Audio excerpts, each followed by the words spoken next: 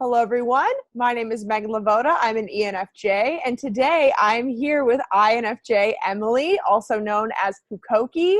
A lot of you guys might already know her, but just in case you don't, would you like to introduce yourself? Hey, I'm Emily. It's so weird because I don't really see it as my username, but it's like the name of my channel and this, like, whatever you want to call it, shit show that I found it, Pucokie. And yeah, I'm an INFJ. I just moved and I tend to do that. I don't know. I'm starting a new chapter in my life. Love that. Meghan and I have been friends for a little while, and I feel like we pretty much dove into friendship. Which is kind of how I do things. Me too. But, I sort of scout out the friendship from afar a little bit first before I jump. But yeah, a lot of you guys might have also seen I was interviewed on Emily's channel. And so I'll link that video below, and I'll also just link her channel below as well. Emily is really good. I'm gonna brag on you for a second. Emily's really good at getting the community together, the Myers-Briggs community, or just really, you don't always, not all of your videos are specifically about Myers-Briggs and personality stuff, but you might know her from, a lot of her live streams, like getting people together, like warm vibes. So yeah, I'm so happy to have you here. The main thing we're going to discuss in this video is just a little bit of the differences between INFJ and ENFJs and just sort of really unpack that. And maybe we can even discuss some of the misconceptions about both of these types, because it seems to me like a lot of people idealize being an INFJ, while on the other hand don't do that with ENFJ. But that might just be my perception, because those of you who don't know, Emily used to think that she was an ENFJ, so perhaps you actually did have the experience of idealizing some ENFJ traits. So did I ever? You want to sort of super ironic? What? I feel like I mention Meghan all the time on the podcast. I have a podcast that I do with Michelle Wilson and this guy named Sean, who's an INTJ. And we did an ENFJ podcast. And so kind of what I'm trying to do is start our social media on Instagram. And the person that I was just editing a quote from just so happens to be the most ENFJ person out there, in my opinion, Oprah. Yeah. Very true. Yes. And speaking of idealizing ENFJs, Oprah, I grew up watching the Oprah show. Every single day after school, I watched the Oprah show until it went off the air. I honestly have not watched Oprah as much as I should. I have been getting into Super Soul Sundays because a lot of authors I were interviewed by her, and I don't know, I started watching it a little bit last year, and I was like, why have I not watched this before? So yeah, I mean, this is also embarrassing, and I'm not going to do it this election, but I did vote for Oprah for president. Oh my god. That's really not the best. I know people are gonna come at me for that. I'm coming at myself as well for that, but yeah. Oh my god. Yeah. So it runs deep, my friends. And yeah, I guess it's just Oprah, but just ENFJs in general. Yeah. So do you want to sort of give a condensed version of how you discovered that you were an INFJ and not an ENFJ? I know you've said this in other videos, but it sort of fits the topic of the differences between the two. Yeah, definitely. So apart from loving Oprah, when I was I think I was 16, I might have been 17, so we were around the same age when we discovered Myers-Briggs. And we're about the same age now. I think you're 1 year older, but we're both Leos. Exactly 1 year. Yeah, this is July, our month. Yeah, So, when's your birthday again? July 24th. Okay. July 29th. So Yeah, I know. we will be the same age for a couple days. No, we won't. I'm July 29th. I know. Oh, wait, never mind. That's way wrong. I'm going to be 2 years older than you for a couple of days, which will be weird. Yeah. Okay, sorry. Inferior TI. I did not do the math. I do stuff like that all the time. Like my friend last night was like, yeah, 85% of these people. And I'm like, yeah, the other 25%. And then I was like, shit, no, it's 15. It's like just making a guess without even thinking it through. Yeah. It's funny. Shout out to belated INTP if you happen to be watching this, but an INTP on Twitter said that something that's annoying about NFJs is that we'll say things where it's clear that we did not think that through. And I've been thinking about that lately because at first I was like, that's not true. I'm always thinking things through, but not as much as I mean, like things like that is a really good example of like just not using TI for a second because it seems, but anyway. I understand the struggle. But anyways, okay, so when I was younger, before I got into like learning about MBTI, which Joey here on YouTube, he's an INFP, is the person that actually got me into MBTI. He was the one that we went to the same high school, and he sent me the link to because he was taking a psychology class, and he sent me a link to the quiz or the test. And I think I took it originally on what's it called? I don't know what it's called. Whatever. I'm gonna pretend I don't. But I took it and I got ENFJ, and I was like, yeah, this makes sense. Except for, guess what? I was like the most introverted person at my high school. And so I'm curious about that and if you want to know more sort of about this too, in the interview where Emily interviewed me, we both sort of talked about like our childhood, growing up into ourselves, kind of how she grew into FE and I grew into NI, and it's really interesting. So definitely recommend watching that one as well. But do you think that because you have always sort of like loved people or been social, that you sort of misinterpreted like the social aspect to like extroversion?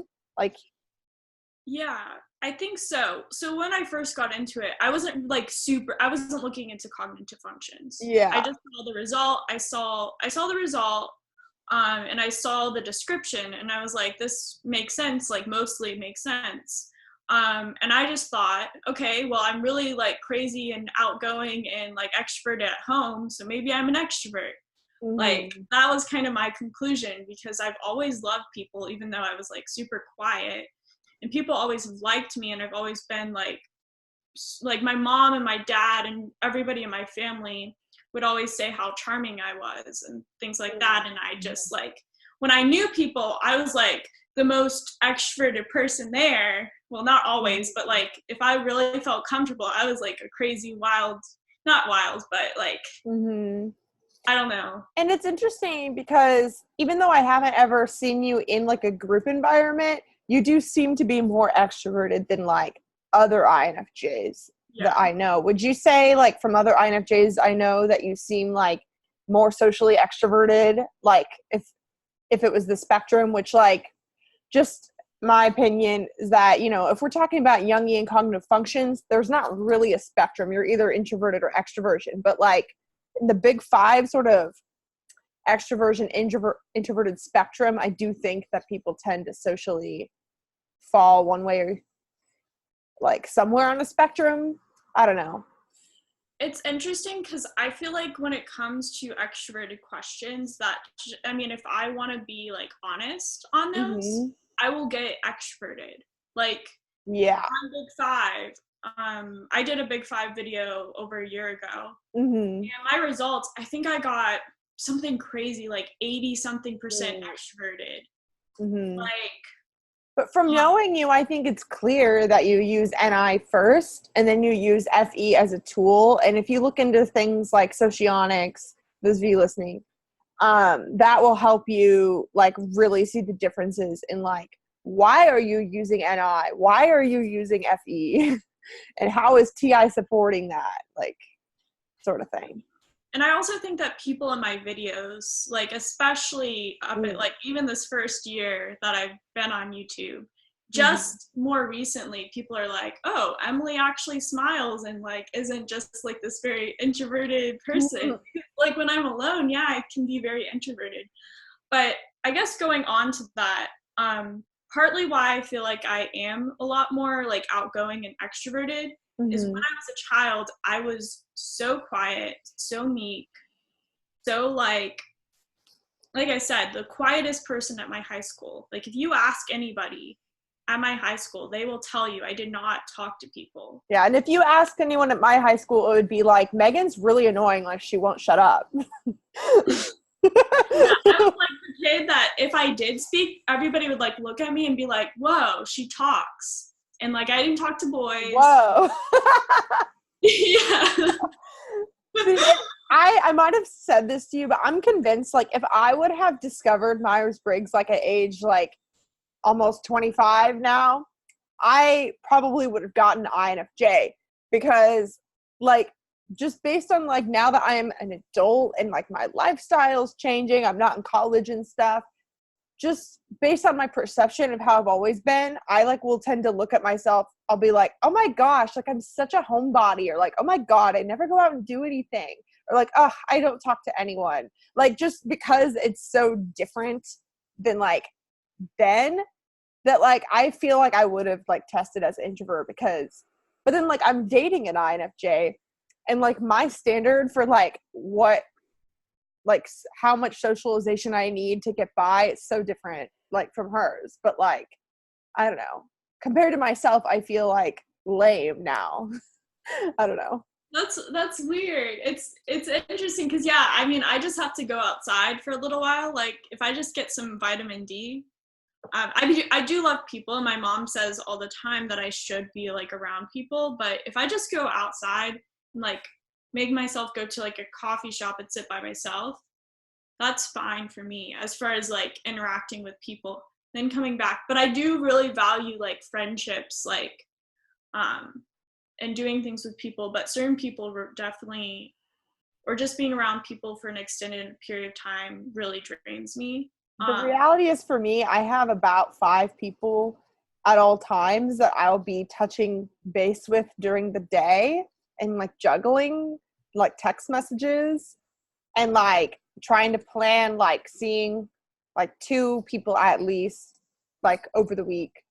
And like I'll get like bored if like nobody texts me back for like an hour. Or like sometimes I'll like walk to the coffee shop and be like, I'm going to spend time for myself, or I'm going to read or whatever.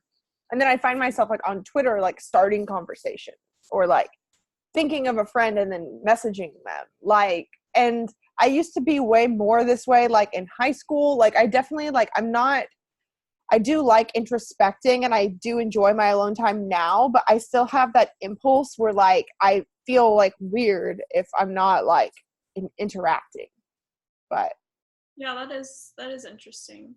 I mean, I can relate to it in some ways. Like now that I'm back, so I moved back to Georgia, that's like where I grew up, and I do want to see like people. I actually feel like I probably see people more often, like especially living here, I see more people more often than a lot of people do. Yeah. Actually, it's kind of interesting that you kind of have gone into like this introverted mode where you feel like you're more introverted. Like for me, I do feel like I've like forced myself to be more extroverted and outgoing. Like I convinced myself in college that I was an extrovert, and that was me not really diving into the cognitive functions. And really what changed that is I got into socionics. I got into socionics and I got into really studying the cognitive functions. Did you realize that you weren't SI polar or? I didn't think about that stuff. I just thought about like, when I first got into it, I looked at it through like a beta value lens, Mm-hmm. and like kind of really got into the cognitive functions, because this is the thing. I thought I was an ENFJ. Mm-hmm. I tested as so my like, I don't know if you guys have ever taken a socionics test, but my test that I got, I think I actually tested as IEI. But my second result was EIE. Yeah. And so you were like, So, and then my third result was like, it was either I think it was either IEE or EII. Mm-hmm. If That's interesting, because I remember when it's been a while since I took that test. I got EIE on it, but was it one that like asked sort of like if you were like dual seeking SE? Like, there's sort of the questions where it'd be like, you wish that somebody would do this for you, and it is kind of talking about like your dual. I don't know. I don't think so. Mm-hmm. I really don't know which test I took. Mm-hmm. I took a few tests, like when I Because first it would be did it. interesting if that could have been almost a thing that revealed your type to be an introvert in that sense. Like the way that you seek SE differently than me. Maybe. I mean, it was interesting because at my height of extroversion, I felt like I had to put on a performance. Like, that's how I felt. Yeah. I felt like I was like having to perform. So I would go into like Model UN, which is like basically like a simulation. That is like a performance in a way. Mm-hmm. And I was like going up to everybody and being like, hey, how are you? And like giving them a hug and like being very like FE, or like if you want to think of like a stereotypical FE person. And people did get annoyed at me. So I got that a little bit. People get annoyed with FE. They do. Yeah, but most people were like, oh, like so between my sophomore and junior year, even my freshman year, it was like, so I went from being the quietest person at my high school to being like, people would throw the word popular around in college. Mm-hmm. Like, I knew so many people, and I was an RA, and I did all the stuff, and like people are like, how do you do it? Like, what's your secret and stuff? And I would feel I wasn't acknowledging it, but I know that I was feeling drained, and I would have these parties where I was like, what's his name? Like, I felt like the Great Gatsby. I felt like Gatsby because I would like throw these like 100+ parties literally at my apartment, and people would show up. Like, so many people would show up. It's funny because there was an INFJ girl that went to my college that was also like really popular and like had parties every single weekend. But then like I like knew like we were like cool, but if you would like, she would talk a lot on social media and host all these parties, but if you saw her in person, she was not nearly as energetic as like you would think. Yeah. Like, and I even wondered, I don't know if anyone ever thought this about you, but I even would wonder, like, does she like not like me or something? But really she was just more shy, like, or like more quiet.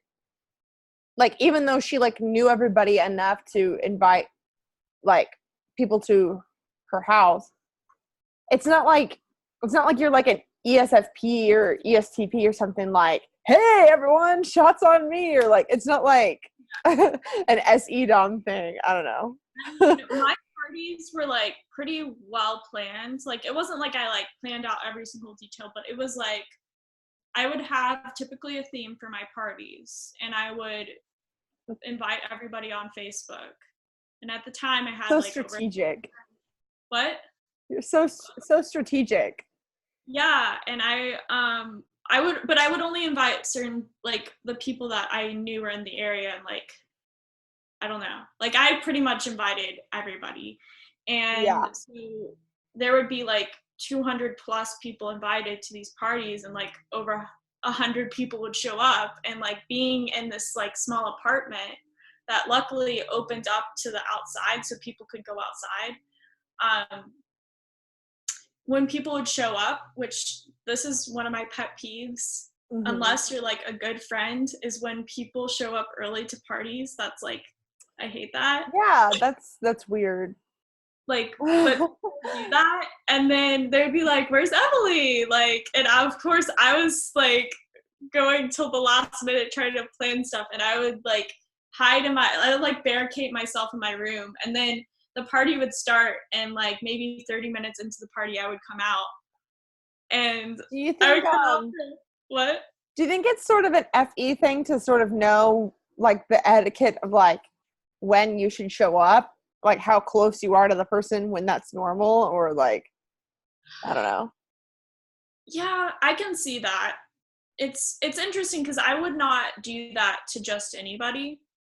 The only Yeah, people I that would I feel would do that to weird. would be like close friends or family. But a lot of people would at my, and I had to literally write a disclaimer: "Do not show up. You're not coming in." Like I would have to say something. I wouldn't say in that mean way, but yeah. But then during the party, I would visit with people, but it was mostly like my closer friends that I would mostly visit with, and I would Yeah. talk to people, but people would throughout the party they would be like, "Where did Emily go?" And I was in my room with my cat Pumpkin, Yeah. sleeping, and like people would like then go into my room and like wanna like yeah. So that was like, and then FE seems so much cooler when it's used as a tool than really, like when it's your dom. Yeah. Well, see, like I like never had the type of apartment like to throw parties like that, but I always like wanted to. And like I also would get like caught up in like, oh, either like my roommate wouldn't want me to or whatever, and I would worry what they would think, or like I would worry about, I don't know, people not coming, or like I just like would get in my feelings or whatever. But like it seems like to me, like when you're using FE as like your aux function to like serve an NI purpose, like not that ENFJs can't throw parties, because many of them do and do it well. It's almost like you're more detached, like you have this like sort of strategic point of view, and like you're creating a community. It's not like you're trying to be BFF with every single person. But that's what I actually really liked about this one like INFJ girl, that was like people wouldn't even throw parties because they knew that she was going to. And it was like we all knew her, and so it would be just like pretty much everybody at the journalism school where I went to school. It would just be sort of a thing where you would see all of your acquaintances every weekend, and it was fun to like have that sort of sense of community and familiarity, you know. But like I don't know, I have a question for you. Is in what way do you feel like you use your FE to serve your NI? And I want to answer how I would after that. So I want well, to really get into the nuances of these differences, they're because I definitely think, or before you say that, sorry, I want to make a disclaimer to everyone listening that like anybody, like ENFJs could very well do what you were doing, but I'm just trying to really look into like, Emily, for you, how was that actually NI first over FE? But anyway. yeah. So with like social things and things like that, there was kind of a strategy behind it in a way. I was in Model UN, which is like political in nature, and like we would, I mean, basically people would run for office every year, and that wasn't my primary goal, but it definitely was a factor in like why I would have like so many people there. But it wasn't just them. It was like what I wanted more than anything is, my thing is like I really like to have people, I like to have people come to things, and like I like to get different groups together and interact with one another. That's like my biggest thing. um, and I don't know if that's really me using my NI more than my FE. Like I just really love to see people interact with one another. It's like a character study. Like, I just love for people to meet each other and like, and like, and then eventually where kind of what you were saying, I experienced that as well with like how you were saying with that one girl. Every single weekend, it wasn't like that at the time, but it would be, people would know that I was going to throw a party, or like with me, I was with my sister, so I could just do it. Like, she would agree to it. And eventually when I like lived with her again, it would be like an every weekend thing, kind of. It wouldn't be like a huge party, but it would be like a social gathering. And I personally just really liked that aspect of getting people together. And there also was the aspect of like potentially in the future getting elected. And I mean, I did in the future end up being like captain and assistant captain for different things, but that was kind of a side effect.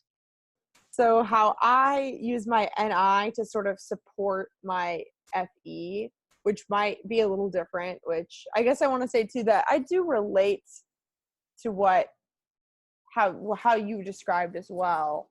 But okay, so for me, I think that one of the main reasons why I'm interested in like philosophy and psychology and spirituality and stuff like that, and just like sort of systems of understanding, like, and my desire to really get to the root of things and like on a deep level, I think that I do that to be happy, very much so, is that I use it, like I use my perception to help me get like less hurt. Like if I can understand things deeper and like lean on my perception, then I'm not going to trust somebody I shouldn't trust, or like get hurt, or like invest in a business that wasn't going to do anything. So on the other hand, it seems like for you, you have sort of this perception that is not a tool. It's just something you do naturally. And then you use FE and your charm to support that. Where like for me, it's like, I feel like there's no way to be happy unless I could be accurate in my understanding and be a little bit more strategic about things, because I feel just like so sensitive. Like, not that you're not sensitive, but like, I don't know, like being an FE Dom, it's like FE Doms, I'll just say, or like even like ENFJs that don't lean on their NI enough, ENFJs that have not developed their NI are going to just take everything personally, probably, and not know how to get themselves out of that. Yeah, and NI is really helpful for being a little bit more strategic about things. I don't know. So I definitely think so. Because and like my friend group and just like people in general think I'm extremely like a strategic person. Yeah. Just in life, like not even just YouTube, but like in life, they always say that I like always have a plan, and like but I don't feel like I have a plan. I mean, I do. Like, it's like I know what I'm doing, but I'm not like looking at the SI like details and stuff. Like, I don't give a shit about it. But yeah, well, something I've noticed about like other INFJs is that there's almost like this desire to want to always be mentally prepared for whatever, in a way. Like, you don't have to literally know what's going to happen, like, and especially not in like an SI way, but like, I don't know. It seems like you guys think things through more than ENFJs, or like are more prepared for things.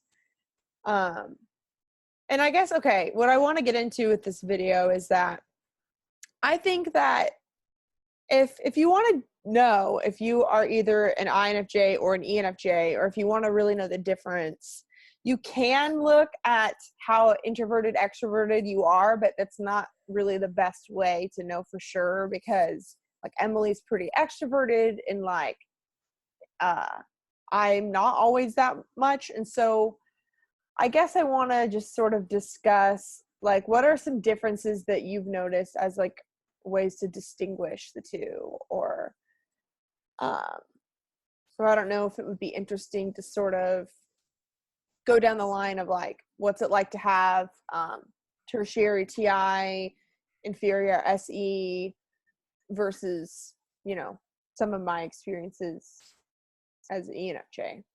Yeah. And I'm not always the best at like describing functions, but I will definitely try my best. Yeah.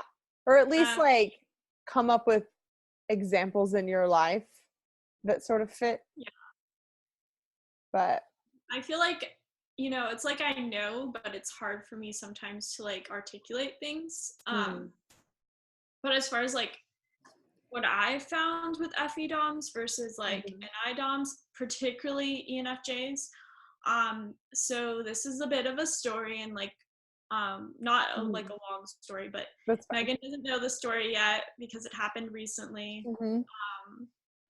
But so I applied for a job that my friend Chaz has, or like he had this job, and it's funny because he's an ENFJ and we're very similar in a lot of ways, except for he's a lot more, I mean, we're both people pleasers, but it's different. Like he's very intuitive, obviously, but he has a different sense about him than I do in a lot of ways. Like he's more in tune with how people are actually like feeling, as opposed to me, where I'm just like, I will see the writing on the wall with people, but it's not necessarily like, I do get feelings from people, but not in the same way that he does. But anyways, with him, I don't think that you guys let it like affect you. Like, especially like if there was like a person that's like a toxic person that's like using you or whatever. Like, I feel like an FE Dom would be more likely to like worry about how that person feels, like even though it's clear when you're using NI, it's clear that that's not a person to invest in or whatever. Like ENFJs can sort of turn off the NI and like get so overwhelmed with like not wanting people to hate them or whatever. I don't know. I do find that ENFJs, and I'm not saying like all ENFJs do this, and I think ENFJs that develop NI more are not as much like this, but yeah, I mean, this isn't really a part of the story, but like with him, he's been in not so great relationships of like women that have like not treated him super well, and he's like so considerate of people and like will do anything for people, and he has such a hard time like within himself, even though he knew in himself to like get away from like his last situation. He just couldn't. He had to like have his family tell him, no, say bye, sister. I've been there. And I think that's interesting how you said, even though he knew, because that's like sort of how I have been in certain like relationship scenarios. It's like, even if my NI knows, like sometimes it's not enough to overpower like whatever FE like thing that's going on. I mean, I could see it on his face, like even dating this person. Like I saw a change in him. I mean, not everybody did. And it's weird to me because like to me, he acted completely different. Like he's very like, I don't know, a very considerate person, very in tune with other people in a lot of ways. And like, he will play off of other people a lot of times, like, and just kind of has this like energetic quality of him, like to him, that is, I mean, if you think of like the ENFJ or EIE, like male profile, he like basically describes that profile. Kind of like this Hamlet type figure that's like just kind of like, he's more into stand-up comedy, so he's very like like that. And when he was when I did comedy in college, there was like so many ENFJ men that did stand up. It was weird, but that is, but I mean, I get it. Like, I love that kind of comedy. My ENFJ dad did stand up too. That's really random. Yeah. Your dad like is amazing. It's a lot of stuff. Yeah. Anyway, what were you saying? But like, yeah, so he has like, if you can imagine it, just like someone that's very, and I'm gonna include my friends in more like vlog type videos. I'm gonna like not really give a shit like what I'm doing with my channel and just do that. Because like people really get to have a good character study of how people are. Anyways, he kind of will have this like charm to him. But when he was with his ex, it was like a muted robot, in my opinion. Like, he would still have like this charm, but it was like I felt like it was a fake. Like, it just felt fake. Well, I wish I would have had a friend like you whenever I was in certain relationships, because I definitely know what you mean, like a different like change. And I think it really takes an NI to notice. I didn't have any like INFJ, INTJ friends around that time. I had a lot of ENFP, ESTP friends that are like, what's wrong? Wait, what's like, that did not notice how deeply changed I felt, like to my core. Like, because I was trying my best to act the same. Because I didn't want people to be like, what's wrong all the time. Because I didn't want to burden them. It's so funny because like I could tell that he was doing that. Yeah. Like, but the weird thing was, okay, I was in a weird predicament because this girl to this day probably hates me. Like, it's just one of those situations. The first time I met her, and I met her before they started dating, she didn't like me. Like, she was in my class, she sat behind me, and it was just like our first interaction, she was just like, you could tell. Like, I could just tell she didn't like me. Yeah. And I get that with like, I don't get that with everybody, obviously, but there are certain people, I meet them for the first time. There's nothing that they know about me. It's just like they don't like me automatically. And yeah, I relate to that too. Yeah, and I knew that she didn't.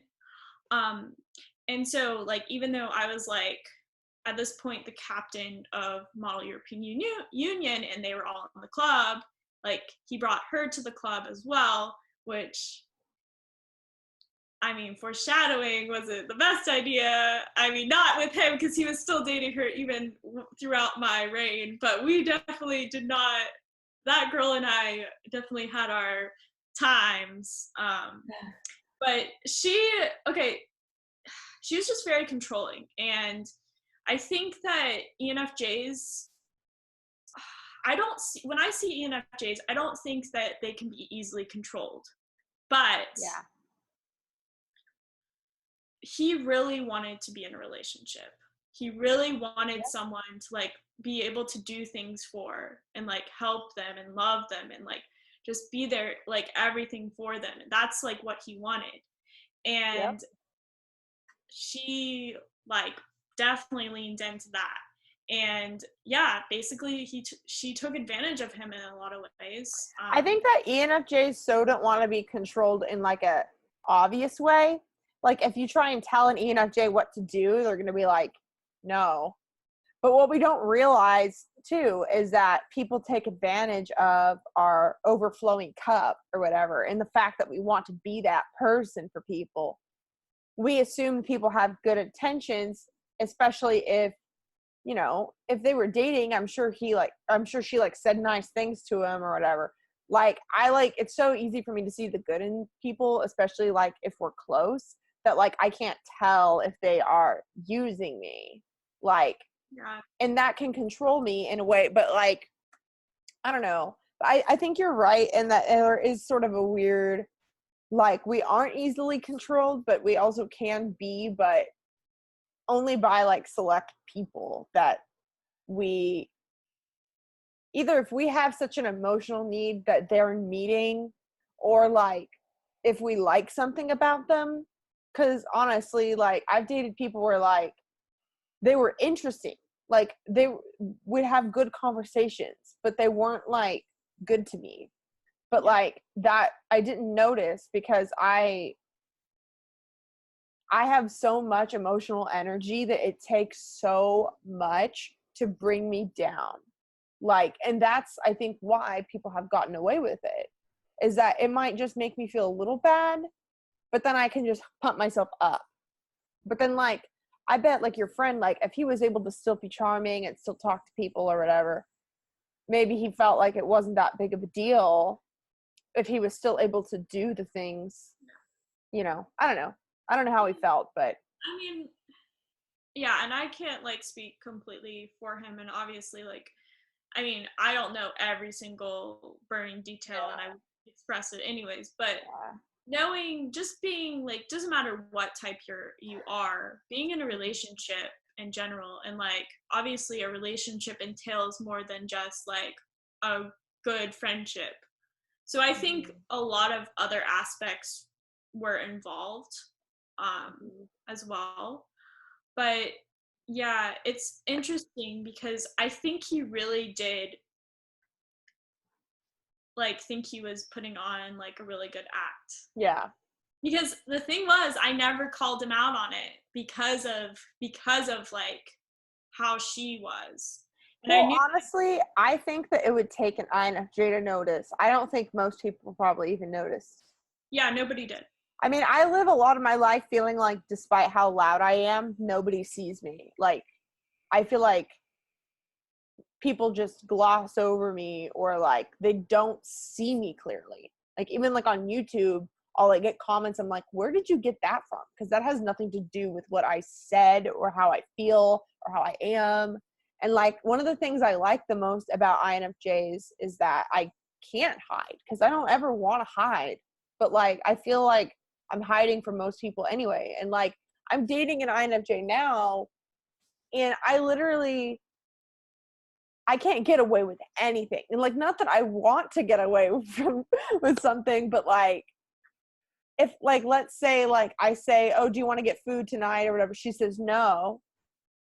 If I wanted to, even if there was just a little change in my face, she'll be like, oh my God, are you mad? Oh my God, do you want to? And like most people don't notice that. It's like, and it's kind of creepy, like, because sometimes she catches things that aren't even a big deal.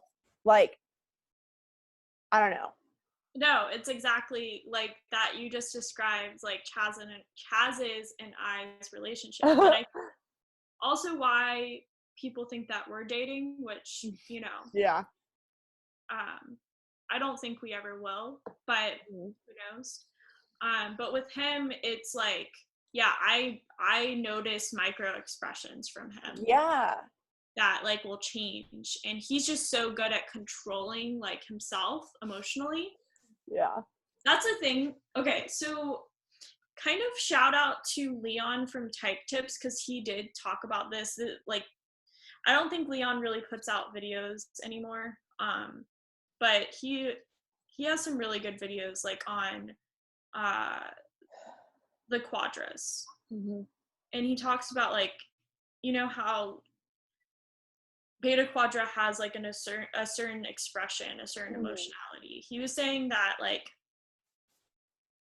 typically ENFJs are a lot better at hiding their emotions from people, like not even just hiding, but like controlling their emotions around people, especially like their face. And that's where it gets down to micro expressions, because I think that's true. Like, I think you guys play a really good act. I see it with my stepmom as well. Like, I always know when she's upset. I can just tell. Like, I can just tell. But not, like, people do not pick up on that. Whereas with me, and it sounds bizarre because, like, people see me on YouTube and they're like, you have dead eyes, like, all this stuff. But, like, in person, I will make faces that I just don't even know I'm making. Like, but also for me, I like on the one hand, people don't pick up on it, but on the other hand, I think that people project emotions onto me easily. Yes. So it's weird. Like I feel like sometimes it feels like I'm wearing a mask where people can't see me, but just because I am emotionally expressive, they assume there's more of a root there than there is sometimes. Yeah. I don't know. When I first started making videos, like literally in order to encourage myself to make videos, I did like a 30-day challenge of like making a video once a day because I just wanted to get in the habit. And I started by, and still to this day, my most popular videos, I started by just saying how I feel about this type. And I have so many comments of people like, you're clearly talking about an ex-boyfriend. You're clearly so sad. Like, you need to just get over it. And there'd be like I remember I got a comment like that on the ENTJ video. Never dated an ENTJ, not even that close with any. Like, I was just talking, like literally just talking. And people will sometimes pick my emotional expression and assume that it means something more than it is. Yeah. But do you experience that as much? I do. But it's more so on YouTube because like I was just saying, like I mean on YouTube I definitely come across a lot less emotional like expressive, I feel like. Yeah. Well, what I've noticed with FE users too is like the way I act, like when I'm talking to you on a video, it's gonna be so different from like if I sat down and like, hey, I'm gonna tell you something. Because whenever I have that like purpose or intention, my videos like where it's just me, I'm like, hey, I'm trying to explain to you something. But I don't know. Like, that's interesting. you could see my FE when I'm like talking to you probably way more than even when I've done videos with ENFPs. There's always sort of like an awkward flow of conversation with ENFPs, not in a bad way, but just like because they don't care about the FE flow. And like, I don't even care like that much either, but anyone with FE mapping the convo, there's always like sort of bumps. Do you feel that? Exactly. Yeah. Well, they even say that with betas in general, but especially like NFJs, like it's very much back and forth, back and forth. And that's like what we like enjoy. We typically don't have people that do like a long monologue. Yeah. So I think it's hard for us to even do videos, really. Yeah. It is. I had to get used to it for sure. Yeah. It is completely true what you're saying though, because like I don't know, people think I'm weird for this, but I've done interviews with I think over 60 people at this point, which isn't a ton, but it is a lot at the same time. And like I feel like I can feel that person through my screen, and that seems like weird to people. Like obviously it's just, it's literally, this is a laptop, but I actually like can feel it. Like I can feel the energy, even though we're not in the same room. And so people have certain energies, and I feel most comfortable probably talking to NFJs. Yeah, me too. And like interviews go.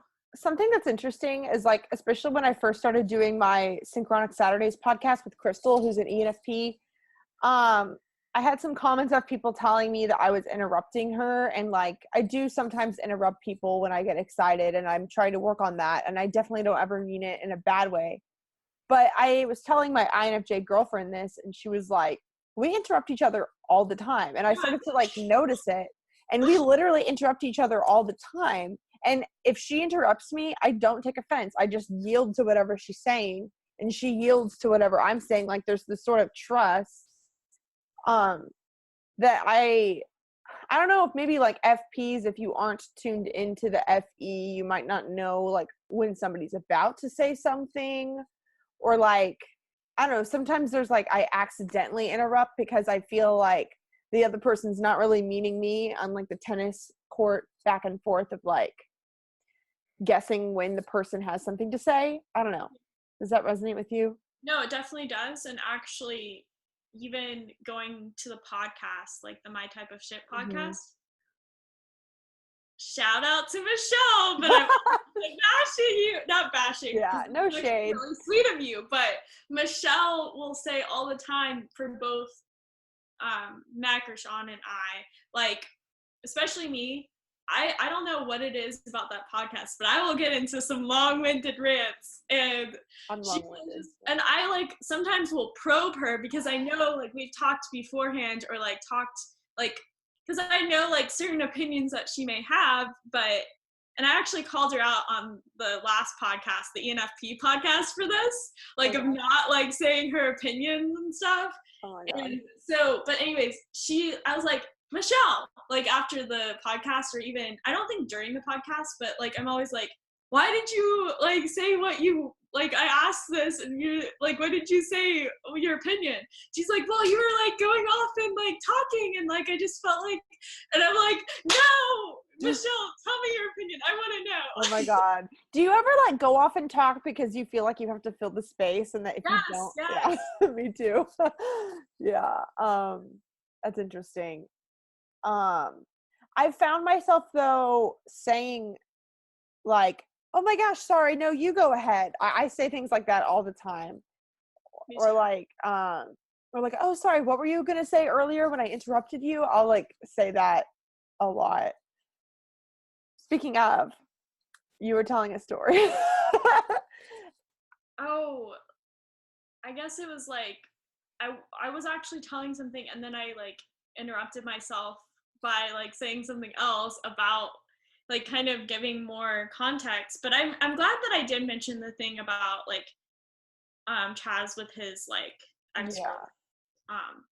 But okay, so the thing that I like haven't told Megan before is so I applied to a job that he has, like he works there. I actually met people that he works with. I've met like, you know, the manager, stuff like that, at a Braves game. But basically what happened, and I know it's mostly my fault, but also I should have been more prepared. But the manager called me when I was driving, and this was when I was still working in South Carolina.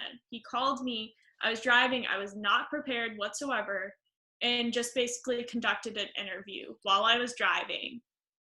And I did not say things that I like wish I did say. Like I just was not, because I was focused on the road. I just feel like I was not in this, like that's a good example of like not being so, and I prepared in some ways, but oh my God. My INFJ girlfriend, when she went to her like job interview for the job she has now, I drove her there and she printed out a bullet thing of like things she wants to say to make her sound good. And she was literally reading it over like on the car ride. And like, she was like, don't talk to me. Like, I need to be in like this mindset right now. That's so funny. I do the same thing, but maybe not like, I will write things down. Not necessarily printing it off, but it's like the same concept. I had an interview this morning. I was literally listening to YouTube videos about like what questions to ask your like like oh my God. See, I would never in a million years do that because I guess I think, and this is the way that, you know, I use NI as well. This is still NI. But I think, you know what? If it was meant to be, I'll get the job. I like tell myself things like that. And I like lean into that trust. I'm like, you know, I want to be able to know the answers of what they're saying. And like, I just like trust that I'm going to know it. I don't know. Yeah. No, I totally relate to your girlfriend. Like, yeah. It's the same thing. It's a bit different, like obviously like the way we go about it, but it's like very, very similar. And she's I was Virgo rising, so she's a little bit more intense. What was that? I said she's a Virgo rising, so she's a little bit more intense. That's true. With the bullet points, but I did write down a ton of stuff like to say, not in this interview, but just like in general. But so I wasn't prepared for that interview. And spoiler alert, a week later, after like I did send an email afterwards saying like thank you so much for the interview, stuff like that. A week later, I just knew after the interview, I was like, I do not have this job. Like I did not get this job. Even though I totally should have. I was overqualified for this position. I fucking should have gotten this job. I didn't. And like I knew I didn't. And so like a week later, and it just was like, I don't know. There was some BS with certain things, and like I was trying to get in contact, and then finally he reached back out to me and said, "Oh, sorry," or like, yeah, like, "Oh, definitely apply to other jobs here," stuff like that. But anyways, Chaz called me. I don't know if it was yesterday. He said today that he called me. And I guess that's when he found out, because like I knew about it before, I just didn't tell him yet, because I was just gonna tell him in person when I saw him. He like called me. It was like, I don't know, like let me look. I think it was like pretty late at night. Um. Anyways, I don't know where. But yeah, he called me. He called me on Monday at, no, it wasn't that late. It was 8:39 p.m. But still, it was like after work. He found out. And he, I guess, wanted to check in with me, and he actually called me again today instead of just texting me. He's just like, on his lunch break at work, he's like, I just wanted you to know, like, this is it. Like, I feel really shitty about it, because, like, I feel like they handled it really unprofessionally. And, like, he was just super sweet about it. But that's not something that most people would do. Like, I feel like that's such an Oh, okay. I F-E-Dom see what you're saying. person. Okay, that's so FE down, because okay, the thing is that FE will try and feel responsible for other people's feelings, and that could sometimes be good, but sometimes not, because the reality is it's not his responsibility to make sure you're okay. But Exactly. I think I can very easily feel indebted to people. And part of it's good because it reminds me to say thank you. It reminds me to reach out whenever somebody reached out first. And it makes me just really good at pretty much like doing the things I need to do in order to maintain like people liking me or like whatever. But yeah, I totally relate to him because I would feel like so guilty. Like if I was him, I would feel guilty even though I definitely shouldn't and he definitely shouldn't. And I would have known that. But I don't know.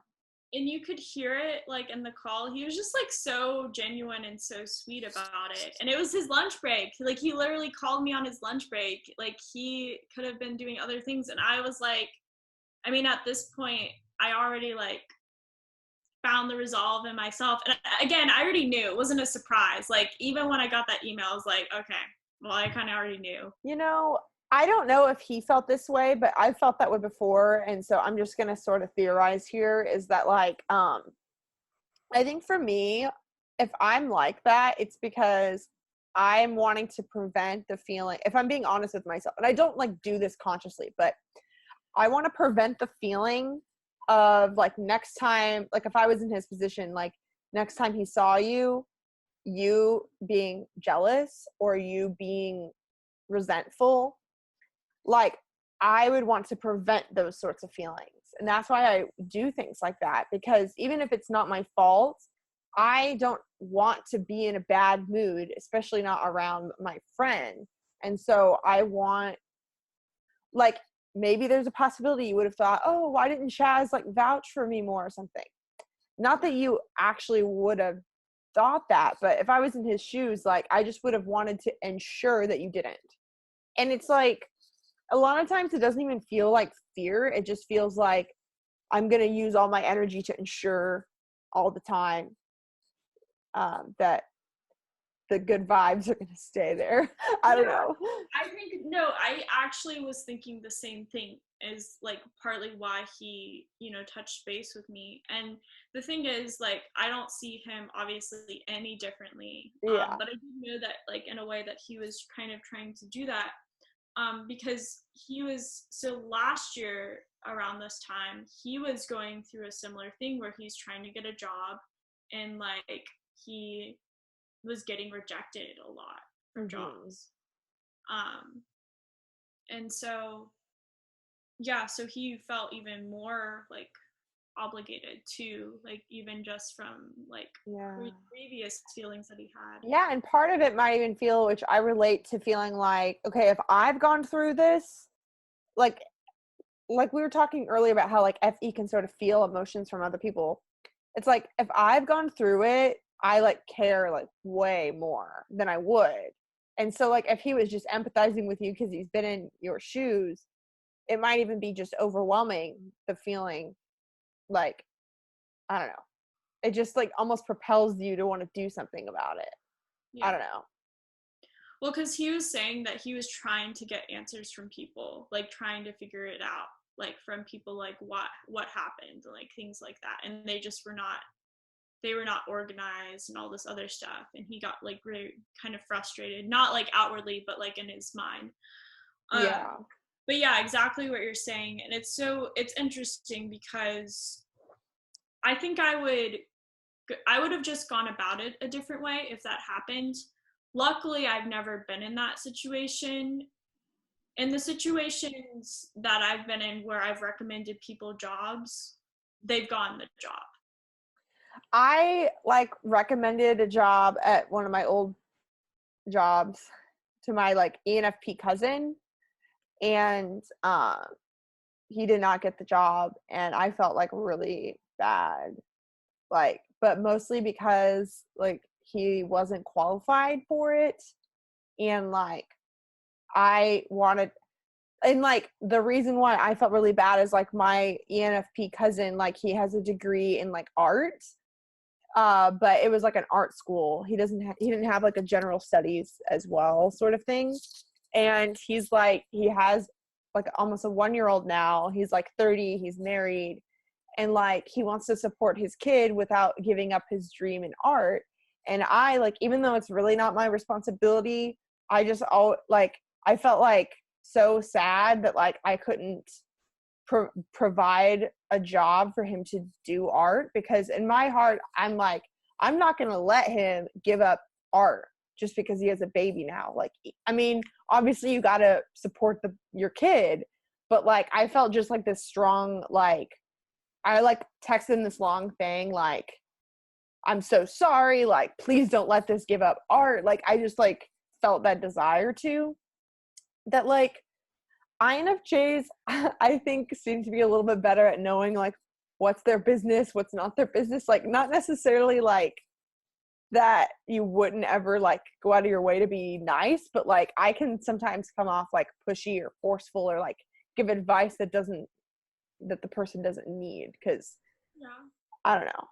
Like, would you say that for you, like you sort of wait and see if your NI picks up that it's needed?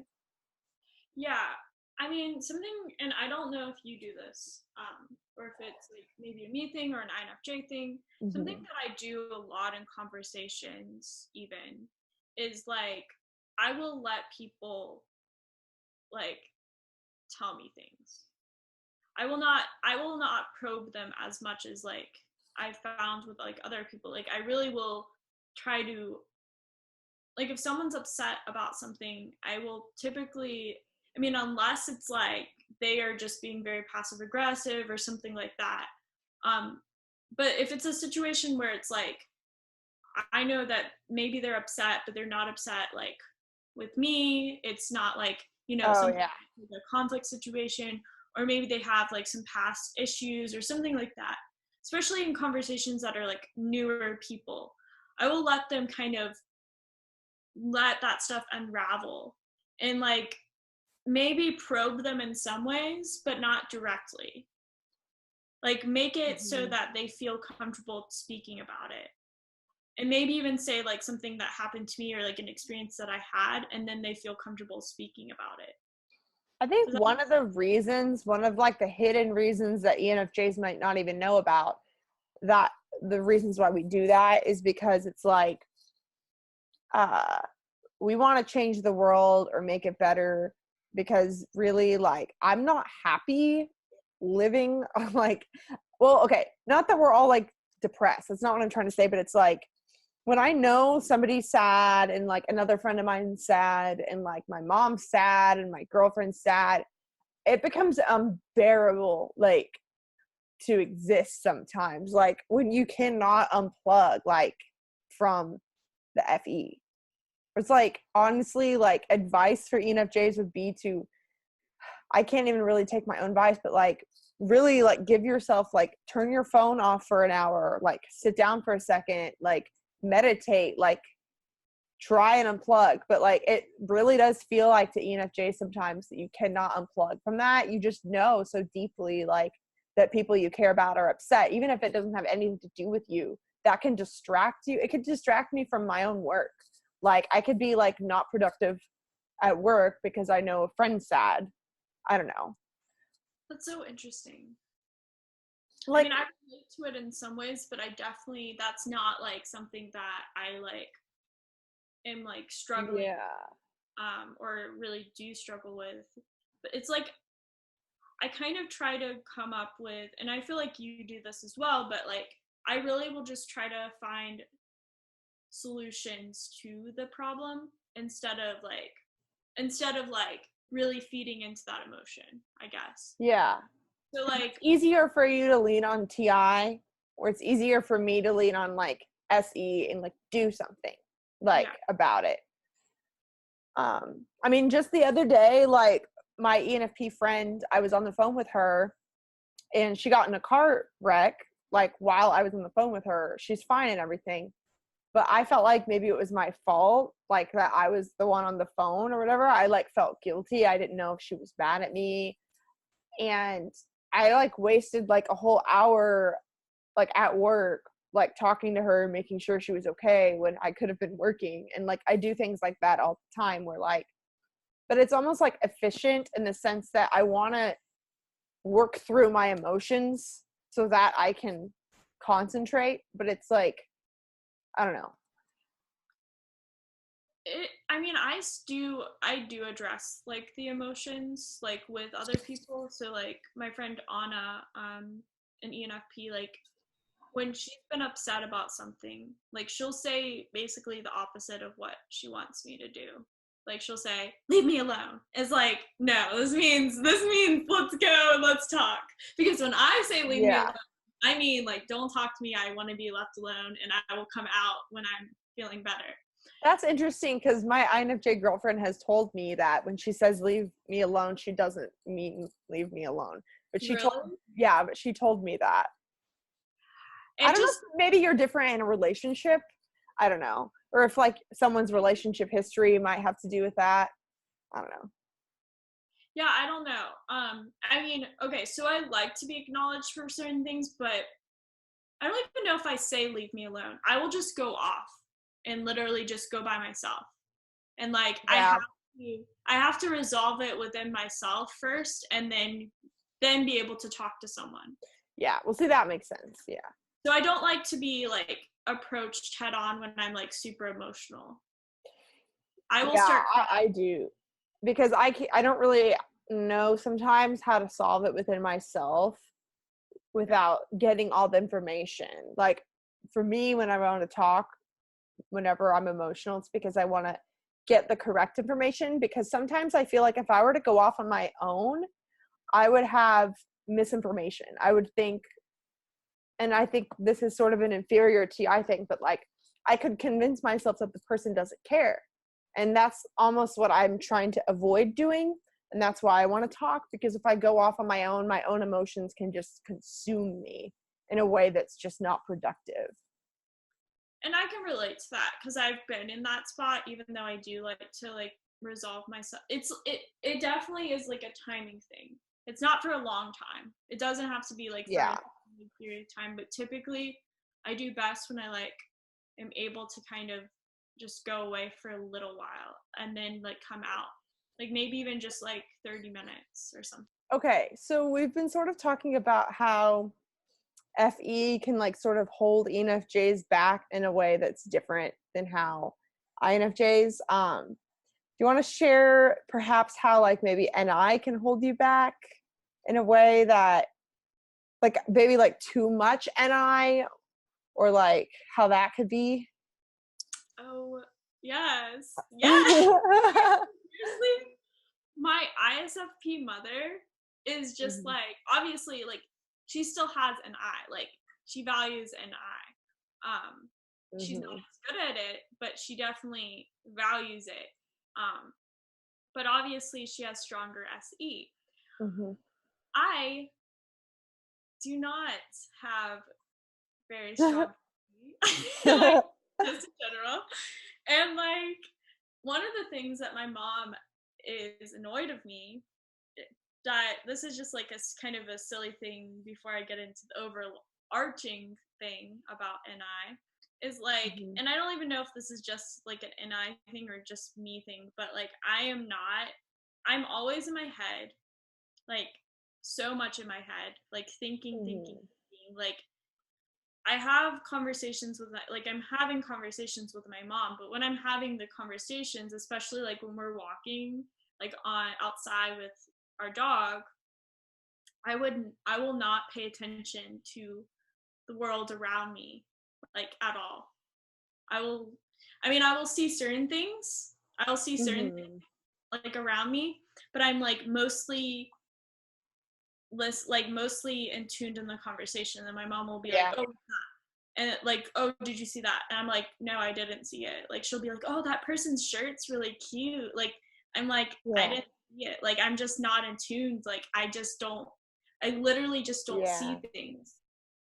And my mom will say to me like all the time, she literally said this, like my mom will she will sit me down and give me like this long, she just likes to have like these advice sessions with me a lot. And her advice is like, "Emily, you need to get off the internet and start going out in the real world. Emily, you need to stop being so much in your head. You're always in your head. You need to get out of your head and like interact with people." Emily, like this like all of the like. It's so funny because you do interact with people in an FE way, you know. When you do things. I do, but I mean, she knows this, but like, I mean, I haven't really talked about it too much, like on my channel. There is going to be a controversial video that will come out soon, but ever since I broke up with a person that will not be named on this video, in November, I've like dated, if you want to even consider it dating, like the most I ever did like on a date was like hug. And I literally just like swore off like people, like dating in general, like getting in a relationship. My mom's like, "You need to get a boyfriend. You need to do this." And I'm just like, no, I know I have told myself in my head, this is what I'm doing. That like, I'm not, this is not what, like, I don't care who it is. I'm not going to be in a relationship. And this is what I'm doing. And I'm going to move to Georgia and I'm going to do this. And like, my mom's just like, when you set your mind on something, you just do it and you're so stubborn. It's like you have blinders on and you do not like see anything else. You do, but that's intentional. Yeah, it is intentional. And like, I want to date. Like, I still like guys. Like, I'm still wanting to date. But at the same time, I'm not like, I just knew that I was moving back to Georgia. I didn't want to get involved in a relationship. Well, I think NJs know is that you can literally like deliberately create your reality.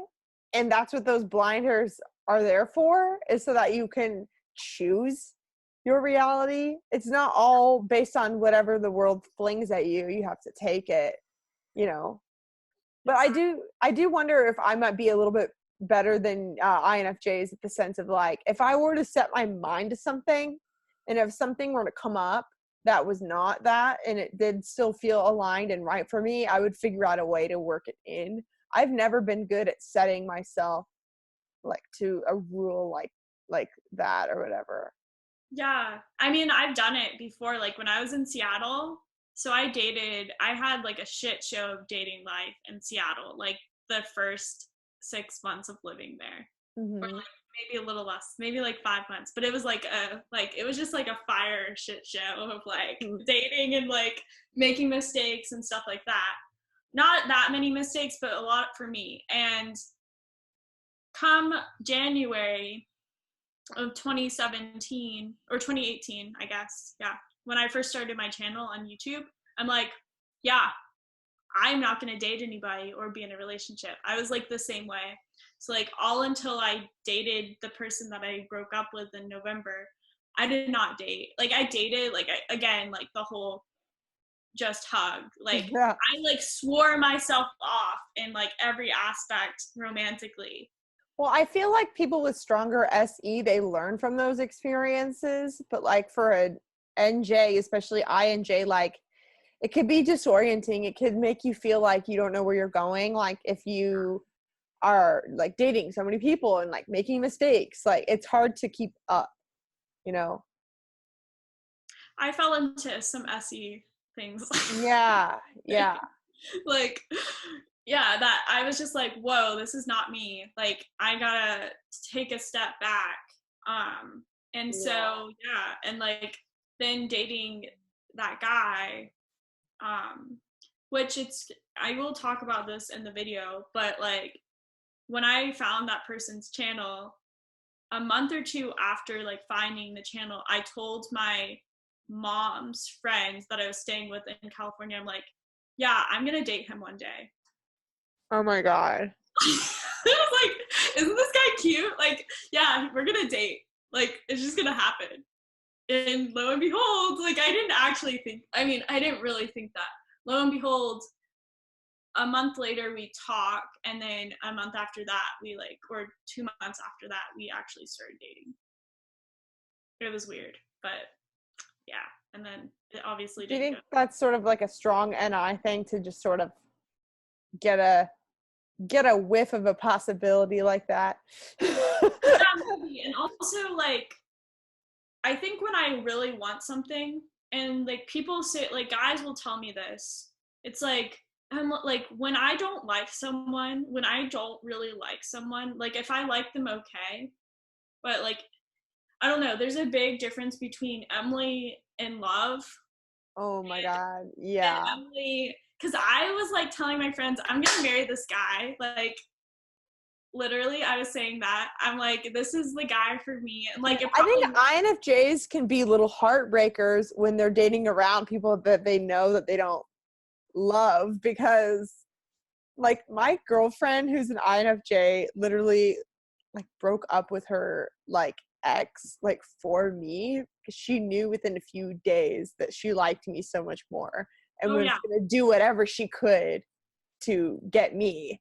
that's so And like but like if okay, a good example, if I truly don't like someone, I mean I can like someone to a really like good uh like I can still really like someone but just not in the same way. yeah, my girlfriend was dating an ISFJ, so they like got along, but not that NI like. Oh, I've dated an ISFJ. I know Yeah, what he means. Like I will probably make a video about him as well. He's a great guy. that'll Super. be interesting to I was hear. bored. I was bored. Yeah, I could totally see how that would be a thing. But with like the two FE users, it's like you appreciate them, you love them, and so it's like, how do you tell yourself that? I don't know. Like I can see how it could be An hard. attractiveness factor onto that. Like if you, it just like is like the perfect storm. I don't know. Yeah, So, yeah, yeah. interesting. But anyways, yeah. So I'm pretty sure there's this guy there's this one guy that I believe he has tested as ENFJ as well, but I think he's an ESFP. I do not think ENFJ. A lot of the ESFPs test as ENFJs Yeah. these days. I mean, honestly, so many sensors are testing or as intuitives, and this is a nice segue to let you guys know that if you want to be typed, I have a typing service that's linked below. But I'm telling you, Emily, most of the people I'm getting are sensors. It's really interesting. Like 90% so far have been sensors. And I find it interesting because these are people who I'm assuming have watched my videos for a while or know who I am, but they haven't known what the type is, probably because they don't relate to a lot of the descriptions, or they like MBTI descriptions. yeah, exactly. Or like you probably took the 16 personalities and got intuitive because you're creative. like sensors can be creative. Like, yeah. Yeah. Just kidding. But not really. But yeah. Yeah. And that's just been interesting to me, like to think about how can we talk about the types differently so that everybody feels like they are awesome. Like when you find their type, you could be like, oh, I'm super awesome for this reason or whatever. But well, that's partly like why we're doing the podcast, because like we just put out, like, our last video that we put out was the ISTJ video. And like I think people that don't know much about like what real ISTJs are gonna be very surprised by it, because it's like like Sean even says in it, like, you're giving them a lot of credit, and it's like, yeah, I mean, we're very different people, ISTJs and me, but like I see that because like my sister's an ISTJ, so I see like the very good qualities of like ISTJ. And you see what she does that you can't do. Exactly. It's like, it's very tit for tat in a lot of ways, like our relationship. But going back to the ESFP, I'm not going to go into a long-winded like story about it, but just like the SparkNote version, we had been friends on Facebook. It's so funny. I just said SparkNote version the other day to someone. Really? Yeah. That's funny. I feel like I say that when I'm trying to tell myself to be like, to not be long-winded. Anyway. Yeah, well, because I know that like we have to end soon, but yeah. Anyways, this guy, and I think I messaged you guys on the group chat. This is who this guy's about.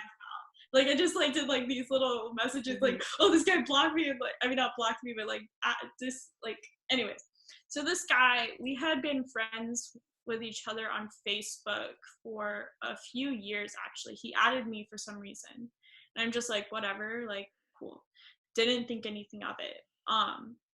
And he's from Georgia, but he moved to a city that was like close to me in South Carolina, and he like realized that, and I wasn't like keeping up with him, so I didn't even notice.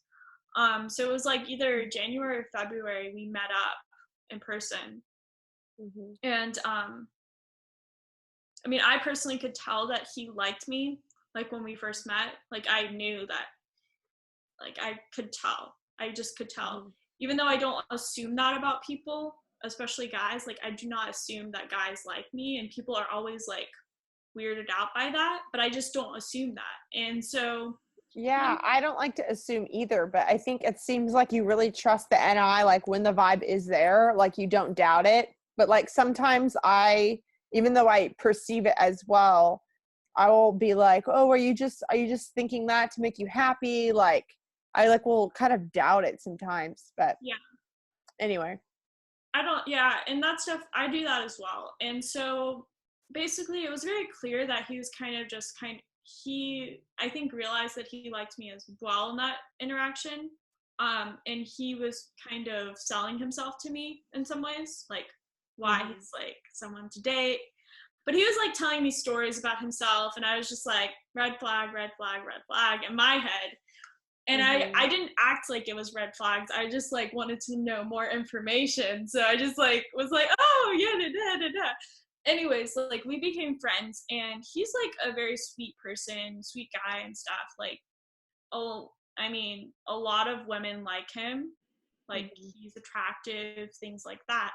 But I had told myself I'm not going to be in a relationship and I'm not dating. And I told him that from the very beginning. And so every single time that would ever come up, it's like, I'm not going to get in a relationship. I'm not dating. And towards the end, like a little less than a month ago, right before I went to Bonnaroo, he was very like persistent about it. And he's like, I really see like our lives, like we can do so much for each other. And like, I see our lives like basically very, and again, I have never even done anything with him. I just have to say, if he is an SP, I've had the experience of SPs like thinking that they were so certain about me. Yes. And I'm like, can you not tell? Like, I don't know. It's so weird to me. Exactly it. It's like very SP-esque. Like, yeah. Thinking that you can force your way into, I don't know, like. he would send me like you know how I am texting, like typically. Yeah. Not a huge, I mean, anybody that knows me, like, I mean, unless, okay, Megan and I do, I feel like I text Megan more than other people, like when we, like, because we'll kind of spill tea with each other and just like, go into more discussions. But typically with people, like, I mean, I think Megan will see this, like, if she asks me a question, I'm just like, if it's just like a question, it's just like, yes. Like, yeah, that's true. You do seem very non-energetic through text. Yeah. In fact, I'm remembering now when I first like DM'd you on Instagram or whatever because you commented saying you wanted to interview me. I was like, could not pick up anything from you at first. I was like, oh my God, she hates me. I even thought that for a sec. Like, I knew that you didn't hate me, but you were giving me nothing to go off of. And I was like, well. How do you say that? Because I, like, when I first started watching your videos, I don't know when it was, but I was like, we're going to be friends one day. Like, it's like the same thing as, like, a certain person, but, like, that I did. Yeah. And, well, that's so funny because that just sort of goes to show how, like, being FE first, like, you aren't even really picking up the accurate NI sometimes. I just am like, if I don't get feedback back, I'm like, oh, they must hate me. Yeah. But well, and I mean, I typically don't hate people. There's people in this community that I may not like, but yeah, there's a huge difference between not liking somebody and hating them. And I don't hate anybody. Yeah, like, same. I definitely have enemies, but I don't regard them as enemies. Oh my God. Like, they may think we're enemies, but I just you don't participate. Yeah, exactly. Same. Yeah. Well, I mean, I still participate a little bit, but I feel like you do more than me in a way. What?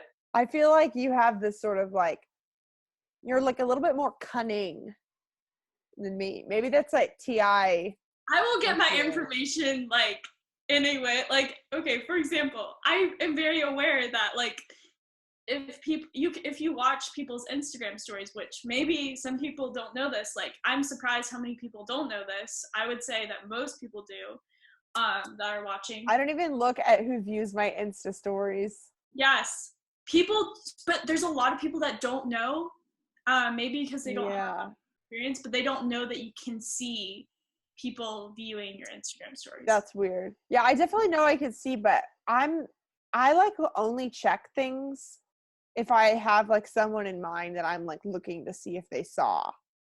Yeah. But I don't know. What was I gonna say? Or were you gonna say something before we wrapped up? Or we were talking about like being cunning and stuff. I will not look at people's Instagram stories if I know that, like, if I'm trying to get information from them and it's not like if I'm already friends with them on Instagram and I'm like just looking at everybody's, like, because I look at everybody's story. If I'm just looking at everybody's whatever, that's one thing. Oh, my Nana. Yes? We're getting ready to go out to meet our friends. Okay. And we should be back about 9. So if you go out, well, I'll just leave the door, I guess, leave it unlocked. Okay. What time do you think you'll go out? I don't know if I am going out. Oh, okay. Well, there's stuff in the fridge. There's turkey and French bread and tomato. Okay. Fruit. So you help yourself, okay? All right. I love you, nannies. Bye. okay. ESFJ grandmother. Oh. Well, I was just gonna say one more thing before we wrap up, but were you finishing? Oh, I was saying that I will not let the people, like, if I'm not following them on Instagram, I will not look at their stories. Because I don't want it to be, I will get someone else to look at their stories. I believe there was one story you asked me to view once. Yes. I was like, I don't give a fuck. But yeah, I was just gonna say as well, like back to what I was saying about like the like sensors descriptions aren't like very great. I think that I also would like to highlight more how much it sucks to be an intuitive, and like, let's be real about like how shitty we are, and not like talk about intuitives as like these special snowflakes. Like, what are the things we actually struggle with that, you know, too much reliance on intuition can be or something. But yeah.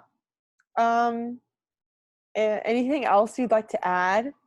Well, I mean, kind of going on that is like, I would say my biggest struggle with NI is the fact that I have a lot of ideas. Like, I will and I will write down ideas, and like, these aren't ideas that, I mean, I'll get new ideas as well, but I'll like loop old ideas like in my head at certain points. And it's kind of hard for me to like follow through with them in the physical.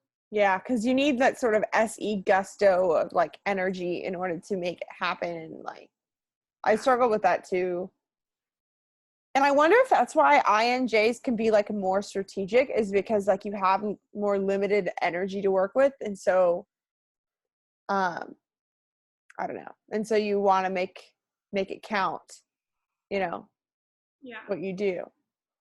Yeah. And maybe like, my thing is, I just really have to just get over that. Like, because I guess the part of it is when I have an idea and I just like see it. So like, it's not like I write down all of the details about it, but I'll have it so vividly in my mind of like, for example, video ideas that I haven't even implemented yet. I'll have them so like thought out in my mind of like how the camera will be, like how everything will look. Yeah. It's like, oh, okay, yeah, I already did it. Like, but I didn't do it. Oh my God. Yeah, I relate to that too. And I've been like trying to work on like realizing that if the idea, okay, like I used to feel like I had to enact every single idea like that I had. And like I'm realizing now that there's sort of a balance there where like if sometimes the energy of the moment changes or whatever and you don't ever feel like doing it again, I've had to learn to be a little bit easier on myself if I don't end up doing it and like change my mind, because it does bother me if I say to myself that I'm going to do something and I don't do it. But like, I don't know, some ideas will just never happen because something in you shifted or whatever. No, I definitely agree with that. And also, I think another thing is like I pride myself on having like a backlog, like so much like that I Me too. have. Like, Yeah. I don't think I will ever get bored on my channel just because of Same. how much. But there's certain things that have even become popular now that I had the idea about like 10 months ago that I already like thought through. I already knew exactly how I was going to do it, but I didn't do it because I didn't have the camera I wanted to do it. It's like my advice, especially to like NI DOMs or people that value NI, is just, or just like intuitives in general, is like, yes, definitely throw away the bad ideas or like the ideas that don't serve you, but also just do stuff. Like, do it. Like, don't let that idea slip away. Yeah. So cool. Well, thank you so much for joining me, Emily. You guys should comment below like other topics that you'd like us both to talk about, and we might just have to make more videos together. So, and go subscribe to Emily. Aww. And if you want to join my Facebook group, Emily's actually also a moderator on there. But that is linked below as well. And yeah, have a wonderful rest of your day. And yeah, thanks for watching. Yeah, thank you. All right, bye.